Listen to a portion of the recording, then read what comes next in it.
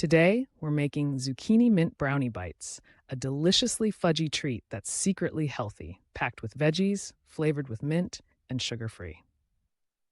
Let's gather our ingredients. You'll need some grated zucchini, rich cocoa powder, fine almond flour, fresh mint leaves, stevia, and a few pantry staples.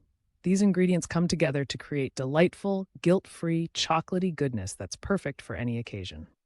Now, start by mixing your dry ingredients: cocoa powder, almond flour, and chopped mint.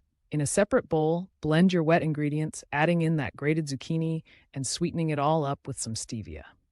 Stir until everything is well combined, creating a rich, fudgy brownie batter that will make your kitchen smell amazing. It's time to scoop the batter into mini muffin cups for perfectly sized treats.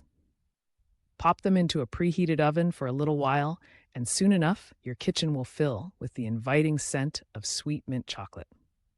Once they've baked to perfection, allow them to cool just enough. Breaking one open reveals a dreamy, fudgy interior. Who knew veggies could taste this good? These minty brownie bites are not just healthy, they are a hit with both kids and adults alike. So give this recipe a try and enjoy these treats without any guilt.